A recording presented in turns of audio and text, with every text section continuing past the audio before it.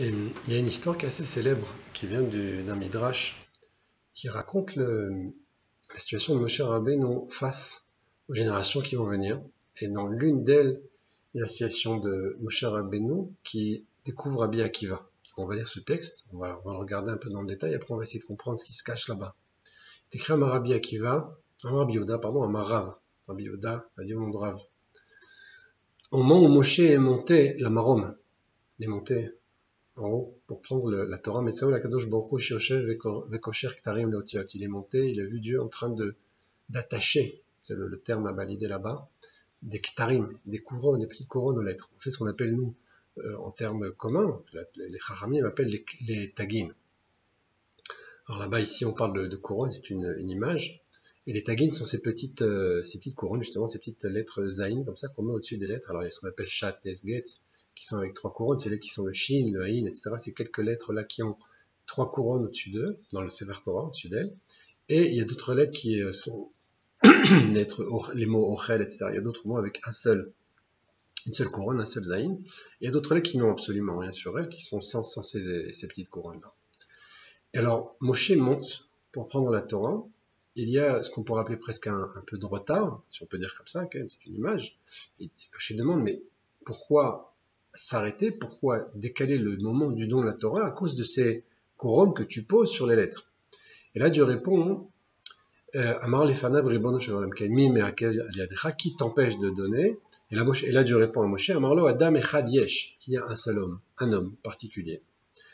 Et Shati Liot Besof Kamadorot, qui va exister dans plusieurs générations. Et là donc Moshe Rabbeinu entend cette réponse et l'information, c'est qu'il y a un homme qui s'appelle un tel qui sera dans quelques générations, qui va créer une situation qui aura un besoin de ces couronnes. C'est pour ça qu'on attend.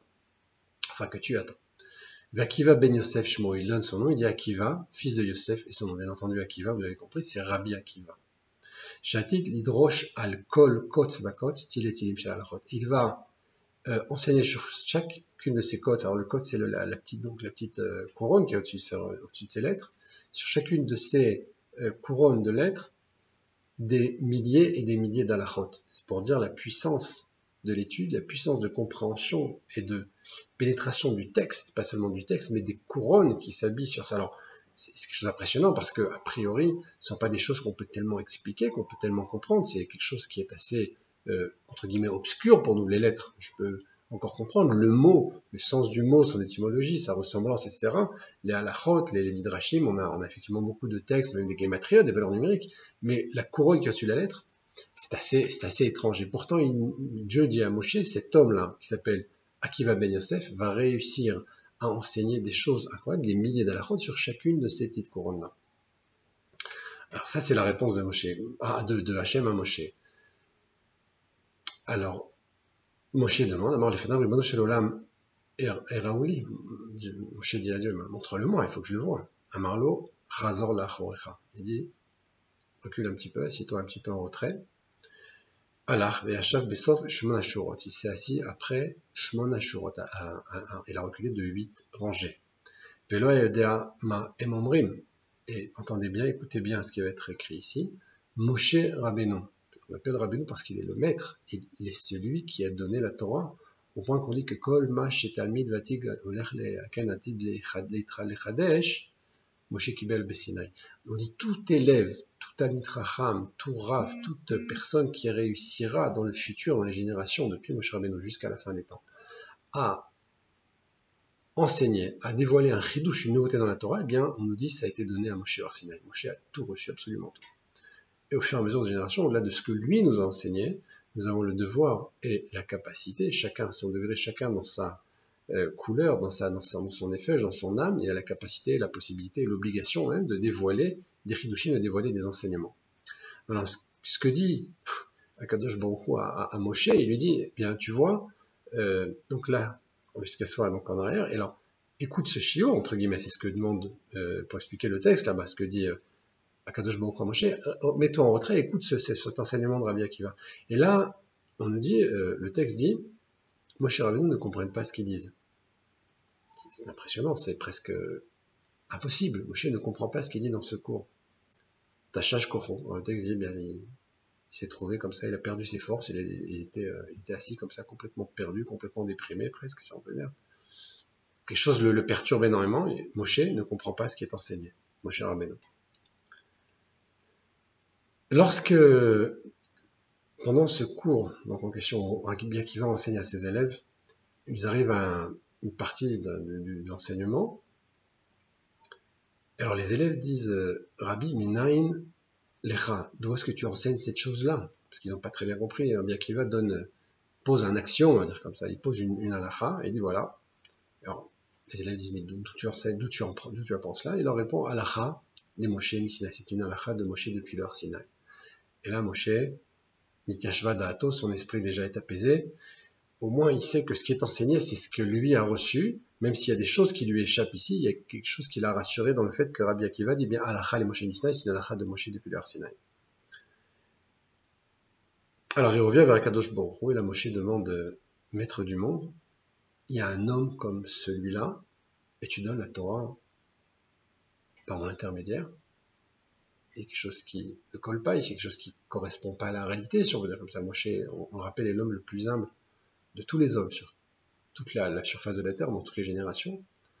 Et par humilité, justement, par droiture intellectuelle et spirituelle, il dit, mais comment tu peux donner la Torah par ton serviteur alors que tu as un homme comme celui-là qui est capable d'enseigner des choses que je ne comprends pas moi-même? C'est quasiment impossible. Enfin, en tout cas, sur le plan objectif, bien entendu. Moshe ici ne s'engueule pas, au contraire, il reconnaît sa faiblesse, on va dire, entre guillemets, par rapport à l'enseignement de Rabbi Akiva. Et alors Dieu lui répond, Shtok, car Allah bemarshava les fanaï. Tais-toi, c'est ainsi que c'est monté dans mon esprit, les fanaï, donc devant moi. Et ici, il y a un remède dans la profondeur même, dans quelque chose de très très haut, de très essentiel, parce que l'ifnim, en hébreu, quand on dit devant, il y a aussi l'intériorité qui est allusionnée ici, comme la face, on parle de panim. La panim, c'est le visage, et là, ça dévoile des choses intérieures, bien entendu, c'est un message, une allusion. Alors Moshe dit, mais maître du monde, tu m'as montré sa Torah, montre-moi son salaire, que va recevoir un homme pareil avec l'enseignement qu'il transmet? Et là, Dieu lui dit, encore une fois, recule, passe-toi un petit peu en arrière. Prends du recul sur la situation, en fait, un petit peu, c'est ça ce que lui dit, entre guillemets, en rémèse. Et Moshe recule encore une fois, et il voit qu'on est en train de peigner son corps avec des peignes de fer, c'est la mort atroce qui a perdu donc Rabbi Akiva parmi les Asar Harugei Malchut, les 10 sadikim qui sont morts sous la main des Romains. Et la mort de Rabbi Akiva est terrible, elle est atroce. Son corps est peigné avec des peignes de fer. Et à ce moment-là, donc bien sûr, on va dire cette fameuse étape de sa vie où, au moment de partir, il va dire le schéma Israël, jusqu'à ce que ses élèves vont dire, mais jusqu'à combien tu peux? Il a dit, j'ai attendu toute ma vie cet instant, etc. Et alors cette situation-là, bien entendu, effraie Moshe Rabbeinu, il demande, moi, c'est ce que tu proposes, c'est la Torah qui l'enseigne, et c'est le Sachar qui va le salaire, la récompense qu'il va recevoir. Et la répond encore une fois à Dieu, Shtok, tais-toi, c'est ce qui est monté dans mon esprit, profondément, c'est ce qui a été décidé, et c'est ce que tu vois. Alors, ça c'est le texte qu'on veut étudier un petit peu, qu'on veut essayer de comprendre. Et pour aller un peu plus loin, il faut analyser la vie de ces deux tzadikim. Alors, il est marqué dans ce qu'on appelle le Shar HaGilgulim, le célèbre livre du Hari HaKadosh qui enseigne donc les différentes réincarnations de tzadikim de non-tzadikim, parfois de non-juifs, juifs et non-juifs, c'est quelque chose de clair. En général, on parle surtout du Ham Israël et des tzadikim en général, mais il y a aussi beaucoup d'autres choses là-bas. Et alors là-bas, dans un des textes, le Hari s'intéresse à Moshe Rabbeinu, explique qu'il y a chez lui 120 ans de vie, puisqu'on l'avait expliqué aussi par le passé, il va réparer par cela Noach, parce que Noach va construire l'arche pendant 120 ans, Moshe la vie, lui, 120 ans, et va réparer Noach qui s'est peu soucié de sa génération, alors que lui, il va donner sa vie pour eux. Et le Hari va plus loin, il nous dit, il y a dans ces 120 ans de vie, 3 périodes de 40 ans. Pendant 40 ans, Moshe vit dans la maison de Paro, comme un prince. Lorsqu'il va tuer l'Égyptien, il va se sauver, et en se sauvant, il va se retrouver donc chez Yitro, va épouser la fille de Yitro, et va vivre 40 ans là-bas.